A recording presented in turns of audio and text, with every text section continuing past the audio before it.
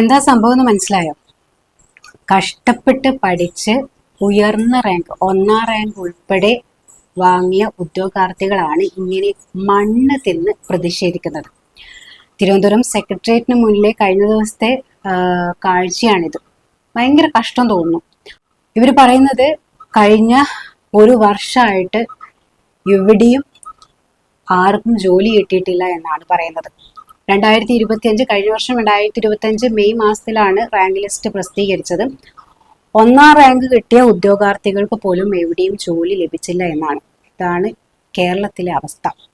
കഴിഞ്ഞ വർഷവും ഇവർ പ്രതിഷേധവുമായി രംഗത്തെത്തിയിട്ടുണ്ടായിരുന്നു. യാതൊരു നടപടി ഉണ്ടായില്ല. എന്നാൽ ഈ വർഷം പുതിയ സർക്കാർ വന്നപ്പോൾ മുഖ്യമന്ത്രിയുമായി ചർച്ചയൊക്കെ നടത്തിയെന്നാണ് പറയുന്നത്. പ്രതീക്ഷയൊക്കെ ഉണ്ടായിരുന്നു. എന്നാൽ ഇതുവരെയായിട്ടും യാതൊരു നീക്കുപോക്കും ഉണ്ടായില്ലെന്നാണ് ഇവർ പറയുന്നത്. ഇത്രയും കഷ്ടപ്പെട്ട് പഠിച്ച് PSC റാങ്ക് ലിസ്റ്റിൽ ഉയർന്ന റാങ്കോടെ എത്തിയ ഉദ്യോഗാർത്ഥികൾക്ക് നിയമനവും കാത്ത് വീട്ടിലിരിക്കേണ്ടി വരുന്ന അവസ്ഥ. പിന്നെ മണ്ണ് തിന്നാതെ എന്ത് ചെയ്യാൻ അവർ?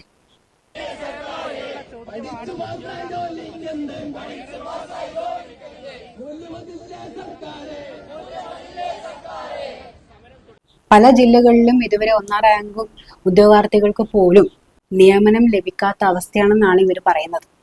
ഈ മാസം തുടക്കത്തിലും ഇവർ പ്രതിഷേധവുമായി രംഗത്തെത്തിയിട്ടുണ്ടായിരുന്നു. മുട്ടിലെഴിഞ്ഞിട്ടൊക്കെയാണ് ഇവർ പ്രതിഷേധിച്ചത്. അതുപോലെ തന്നെ സമരക്കാർ മുഖത്ത് കരിവാരി തേച്ചൊക്കെ പ്രതിഷേധിക്കുന്നതായിട്ട് കണ്ടു. എന്തൊരവസ്ഥയാണല്ലേ. നമ്മുടെ CM ഉൾപ്പെടെ പല വേദികളിലും പറയുകയുണ്ടായി, യുവാക്കൾക്കും യുവതികൾക്കും ജോലി കിട്ടാത്ത അവസ്ഥയുണ്ട്. പലരും വിദേശ രാജ്യങ്ങളിൽ പോയി ജോലി എടുക്കുന്നു, ഗൾഫ് രാജ്യങ്ങളിൽ പോയി പണം സമ്പാദിക്കുന്നു പറഞ്ഞിട്ട് വലിയ രീതിയിലുള്ള ചർച്ചകളൊക്കെ ഇതിനിടയിൽ നടക്കുന്നുണ്ട്. എന്നാൽ നമ്മളുടെ PSC പരീക്ഷ എഴുതിയിട്ട് റാങ്ക് ലഭിച്ച ആൾക്കാർക്ക് പോലും ഇവിടെ കേരളത്തിൽ ജോലി ഇല്ല എന്നുള്ളത് വളരെ കഷ്ടം തോന്നുന്നു. മുഖ്യമന്ത്രി എത്രയും പെട്ടെന്ന് നടപടി സ്വീകരിക്കണം എന്നാണ് എൻ്റെ ഒരു അപേക്ഷ. നമ്മുടെ PSCയുടെ കാര്യം പിന്നെ പറയുകയേ വേണ്ട. PSC എന്ന് പറയുന്നത് പിൻവാതിൽ നിയമനം അല്ലെങ്കിൽ പാർട്ടിക്കാരുടെ പിൻവാതിൽ നിയമനം എന്നൊക്കെയാണ് കളിയാക്കിക്കൊണ്ട് വിളിക്കുന്നത്. PSCക്കെതിരെ വലിയ രീതിയിലുള്ള വിമർശനങ്ങളൊക്കെയാണ് ഈ കഴിഞ്ഞിടെയൊക്കെ നടന്നുകൊണ്ടിരുന്നത്.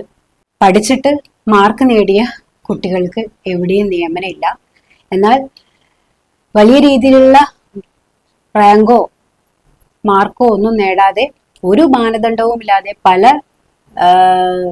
തസ്തികയിലേക്കും പാർട്ടിക്കാർ അവരവരുടെ ആളുകളെ തിരികെ കയറ്റുന്ന ഒരു പ്രവണതയുണ്ട്. അത്തരം കാര്യങ്ങളൊക്കെയാണ് ഇവിടെ നടന്നു പോകുന്നത്. എന്തായാലും പുതിയ സർക്കാർ ഇത്തരം കാര്യങ്ങളിൽ ശ്രദ്ധ പുലർത്തുന്നതിനാണ് എൻ്റെ ഒരു വിശ്വാസം. എന്തായാലും കാണാം.